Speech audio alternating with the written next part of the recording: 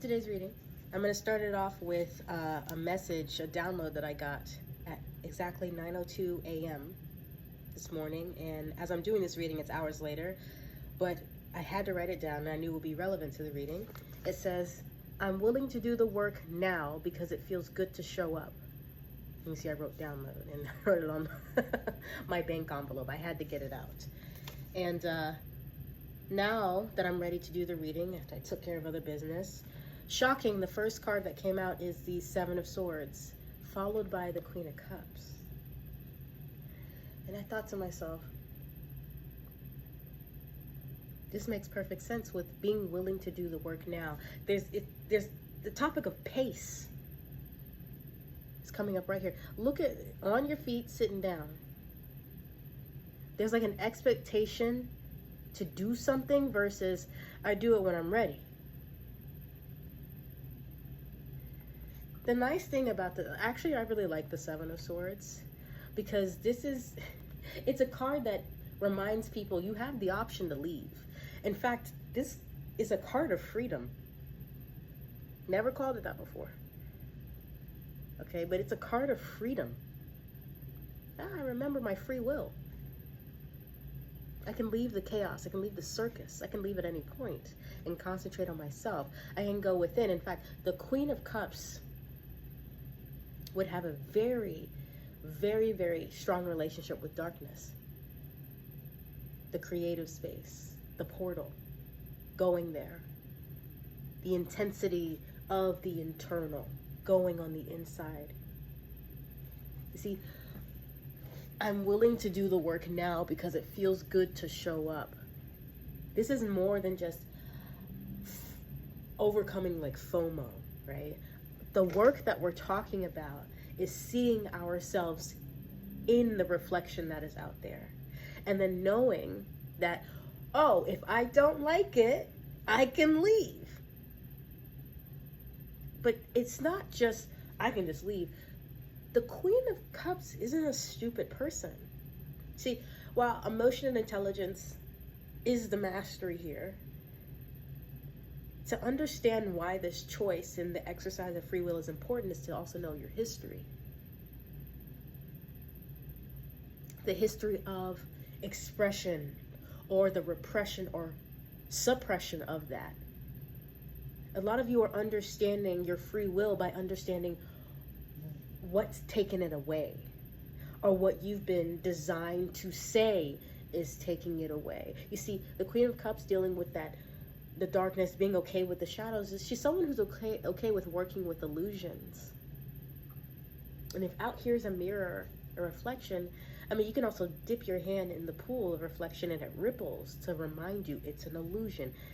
This is you working, understanding that, oh, whenever I get lost in the illusion, it's whenever I tell myself I have to be like punishing myself, guilting myself in order to complete something. I know that feels different than being passionate. I know that feels different than being able to make a choice. In fact, I'm enslaved to something or some things or a system here. And instead of getting mad at myself, I remember I'm human. And then I also have the ability to become unhuman for a moment. And human is to remember. That's why we are creatures of habit, patterns, doing the same thing over and over. This is about removing punishment over what naturally comes to you, which is the ability to make a decision, which is the ability to separate. So talking about the ability to separate is not about just detaching because you're sneaking away. For some of you, this is learning how to move in silence while people are right in front of you. Because moving in silence might mean, oh, I've actually learned to be quiet. Maybe I shouldn't share all my damn business with everybody all the time, especially before it's even taken root.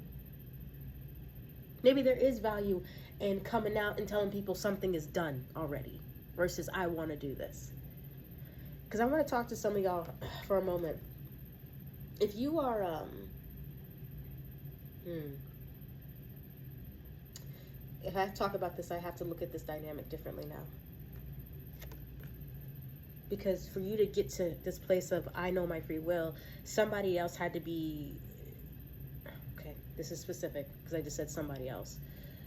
There was somebody else, or there are people, or people with certain patterns where it's their strategy to constantly siphon emotional labor. Your ability to see through the illusion, your ability to tap in, your ability to go inside, the ability to access a form of expression. Sometimes it means that, like, you know, look how the person here is looking at the queen. This might be talking about a dynamic where this person is not, I'm going to use this language, not on the same, like, level, because there are class systems here. So they're not on the same level, which would mean they're not on the same vibration. But in order, and we've been talking about yesterday's reading, the queen, in order to help this person who has energy to take action, but to help this person, you see these two swords, the twos can represent partnership. They're not carrying those two swords. They're only carrying 5, which usually can represent needing to win a dispute. There's like a battle of the egos and needing to win the dispute. This could be a person who siphons energy out of people. This could be a person who image and validation is really important to them. Or they constantly tell you or manufacture a story about their life being in fucking shambles all the damn time. And they might seek you out to figure out, like, resourcefully what to do, what to say. But then what are they really doing with that information? See, they're not going back to the community. Where are they going with this? What are they squirreling away here? Another win? Another win where they get to continue to operate exactly as you don't see them, but then when they get to you, they get to get out of you. And mind you, this is not supposed to be like, you need to be mad, you need to be scared and paranoid. No, dynamics like this simply exist. We can be mad about it. And I encourage you to process your grief, your pain safely. Okay? But these dynamics exist. None of us are immune from them, but we can always exercise our free will. It doesn't mean we have to be stuck with anybody, that we have to finish anything that started. It's about knowing how to navigate these relationships once the illusion that has been carried on is shattered. That's going to be really important. Because I'm going to keep talking about how this is an energy market. That's why you can say stop and you feel that impact. Why else would we instinctively put our hand up and, like, force it that way if energy wasn't a real thing? The bottom of the deck, we have 6 of Pentacles. I mean, come on. And underneath that, I'm a whole person. You have a full story. You're also able to infinitely change because you have infinite free will. And because of that, when you move like that, the way you participate in the energetic market is different. It has to be different because you're investing something entirely different. You're not investing your guilt and your shame or your not enoughness. You're showing up. And it will feel good to show up. That's you. That's you right there. You've been here. And I think this is, again, talking just vibrationally. This is not, I have more things, more money, and I give it out to people to make me look. No, fuck off with that bullshit. We know that ain't real. We know what's real, though, is how you actually show up when there's an emergency. When there's a call to action. You know you. This is why I'm like, with time, if you're like, I'm running out of time, shut up. I'm not being nice to y'all anymore. Stop wasting your time talking about that stuff. That's just nonsense from systems that work. I'm sorry. Let me explain something to you really quick. Patriarchy works off of metric systems. Most of you watching this are living under a patriarchy. I'm not going to say men, women, Patriarchy functions off of metric systems. So you will always feel like there is a set of values, like there's not enough, or there's too much, or we're running out. Or there's, you see what I'm talking about? Running out of time. No, you're not. Stop focusing on the limitation that is time. It's naturally limiting because it's a recorder. It's going to be fixed in that sense. You are limitless. This is why it's infinite. Infinite. You are limitless. So get rid of the story. This is about working on really hankering down on getting rid of the story that you are bound to anything but yourself. You are the divine. There's a reason why this is like kind of gender ambiguous, that card here, because you are the embodiment of everything. So when you show up knowing, I don't show up with lack. I can't be lack. That doesn't make sense energetically unless I keep pouring out and hemorrhaging my energy somewhere. And dynamics like this are built to do that. That type of person who has to take without being able to supply a reciprocal demand from you, this is someone who cannot self-soothe. This is somebody who cannot self-reflect. Anything, like self-esteem, self-confidence, it's lacking here. But some people know that just telling that story gives them access to you. And you figured it out. So give yourself a round of applause. Because it's not about coddling you, babying you, and being like, oh my gosh, you overcome your ego. I'm not doing that with you. I'm not wasting your time because I don't waste my time. You figured it out. Congratulate yourself. Spend more time doing that. Because the equation is, if you want to experience something, you got to spend more time with that feeling. To open that door, to open that path. If you stay in the space of, I see it now, without being angry with yourself, oh, I should have seen it before. Really? Or are you mad at yourself because you knew something was off, but you didn't know how to handle it because you never handled it before? Maybe you weren't conditioned or trained to respond to situations like that by design. Recognizing that by design you are meant to make decisions where you are allowed to leave a situation that doesn't work for you, or self-reflect and decide how to move with grace, with strategy, in silence. That's one thing, right? But I'm going to tell you right now, I kind of mentioned it yesterday in yesterday's reading towards the end, where it's changing identities is a very visceral, violent thing, because you're awakened to what's been going on the whole time. And what's happening simultaneously is that you are valuing your body. You're valuing your experience. So the fact that your body was even accessible in that way, the fact that it's even looked at certain ways, let yourself go through that stage of being looked at and realizing how you've been looked at in different ways, in different areas, in different seasons of life, different stages of maturation through the human experience. Let yourself understand that's just, you can't change that. That is not what you can change. How you can change is how you feel about how you show up, how you feel about the instrument that is your body, how you feel about how your relationships internally are about how people treat your body, how they treat your time, how they treat your energy. Because you're revising that relationship with yourself.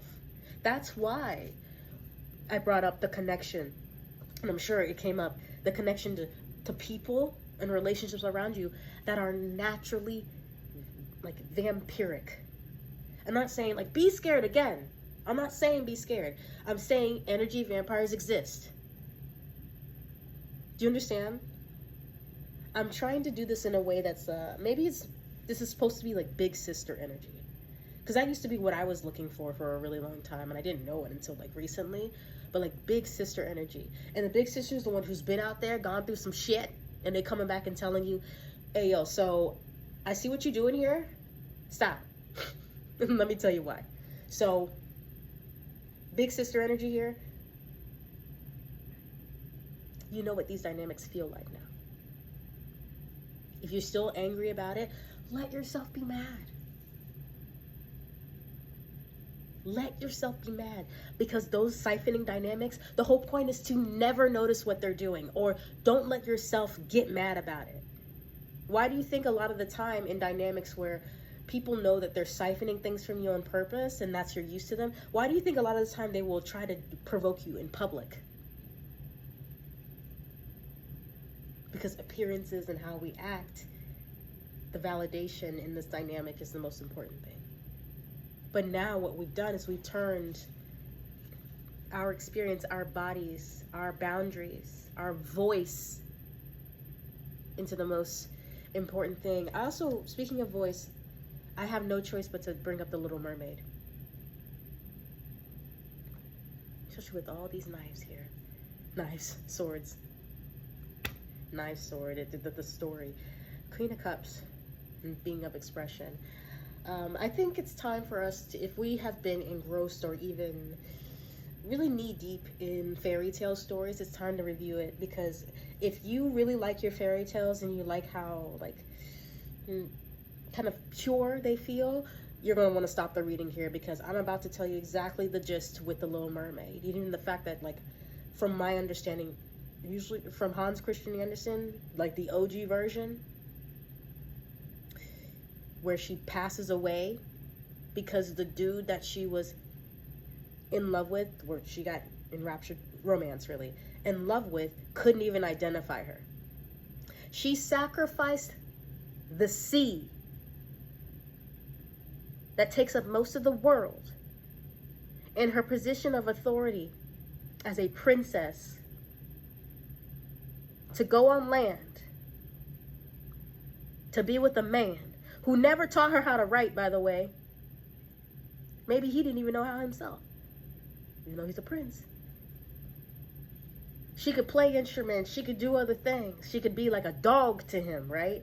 And he thinks it's cute. But as soon as that other girl came up, suddenly she don't exist. And what did she do to get in that position of dog? She sacrificed her voice.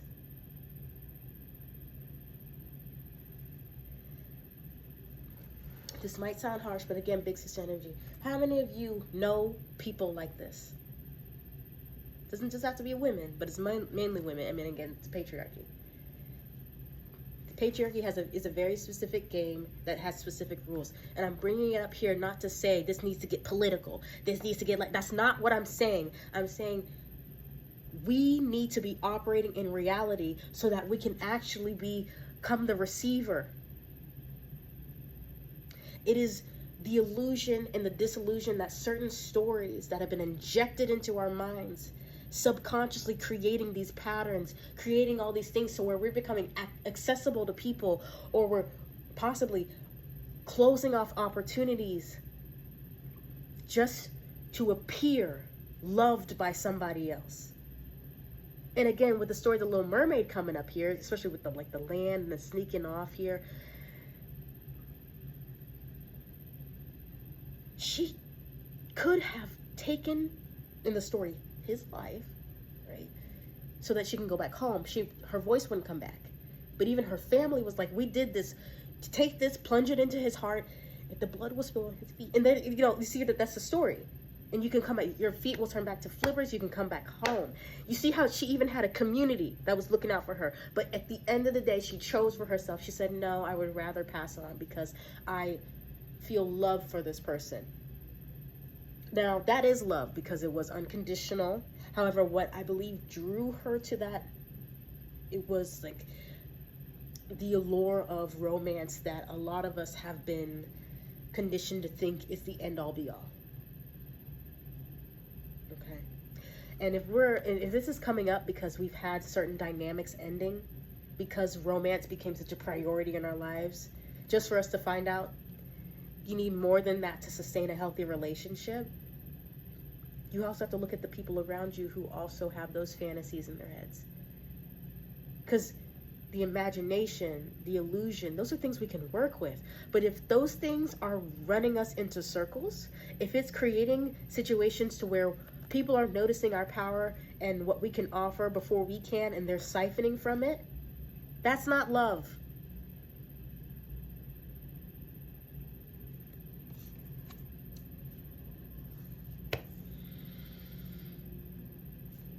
It's not love. This is understanding what you offer, learning how to feel good about yourself, so that showing up, it feels good to show up, so that whatever shows up for you also feels good to receive.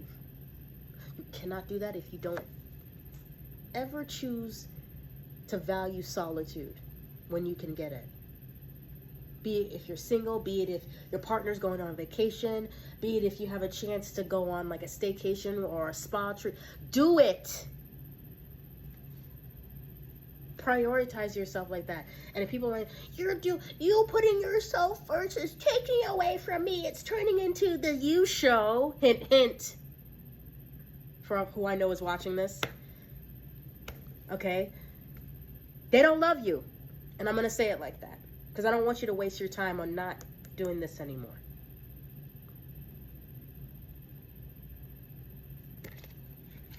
They don't love you because they don't know how to love themselves. Not because you're not worthy of love.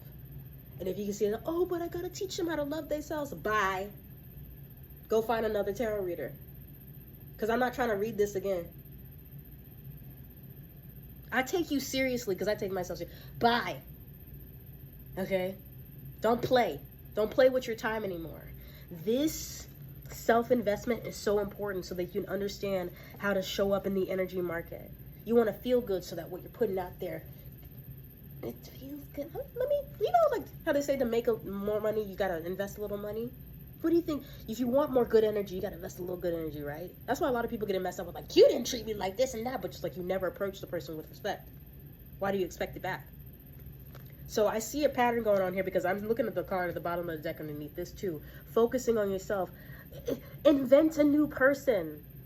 Be willing to face a little discomfort. Invent a new version of yourself. Open up the new gateway for you. Be willing to have conflict and challenge. Be willing to be by yourself. Oh, look at that. I shuffled the cards, but these two still came out together, okay? Continue to invest and plan and make more time for yourself. And when it's time for a call to action, you're actually going to know how to show up and feel good. And guess what you're going to do? Reap the rewards of this. And when it's time for more change to come through, guess what? I have a history of knowing exactly what to do because guess what I started with? Crafting a new version of myself. Hello. It's a mastery of that identity. I mean, I can keep going. I can keep going. I can keep going. But we're going to start right here. You are the source. You are the origin point. So this can either be you allowing other relationships to keep siphoning from you because those exist. Those relationships, like I talked about yesterday, the fate of a chaos coordinator. That means you are supposed to be dealing with chaos. How dare you try to seek peace and stability in these spaces that are supposed to be chaotic? They're supposed to be. Like, for instance, parenthood. Who told you that was easy? Oh, it's going to be easy for me. It's going to be a cakewalk. Okay, bye. Okay. All right. I'm not saying don't do it, but it's like there is preparation that can happen for that. And it really needs to be in here. How do you become a mom first up here if you're not really thinking about what it means to you? How can you be a dad first up here if you're not thinking about what it means to you? We prepare for everything else. Just like many of us have to prepare to learn how to leave. I don't know how to leave. You're not supposed to in this current identity. You see, there's no reason to approach the situation with debt. You don't know how to do it. You're not supposed to. So it's a fresh start. It's a fresh ground for you. Allow yourself to learn.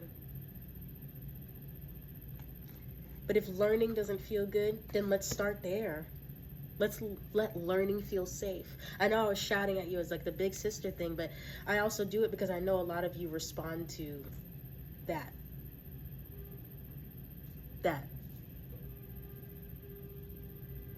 Chaos and violence and intensity is what the body's used to. So I talk to you like that so you can listen.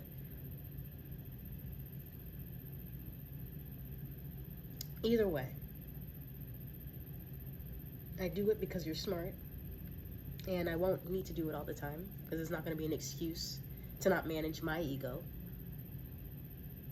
because I understand what position I'm in. This is a type of position of authority when you choose to be someone who's using divination tools to help channel a message.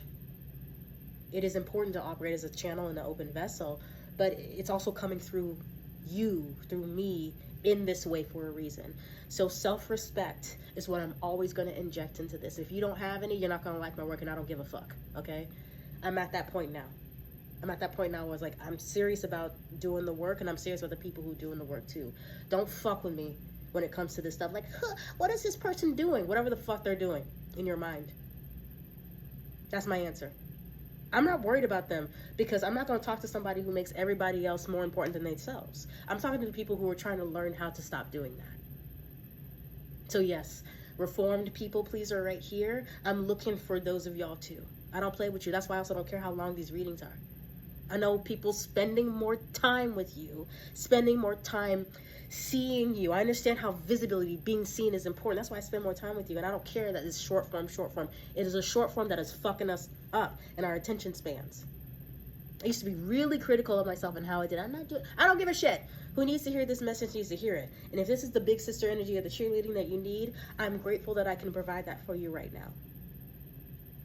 But I'm also doing this here because show up. It feels good for me to be just this energetically honest. I don't give a damn about like that type of love life shit. It's not interesting to me.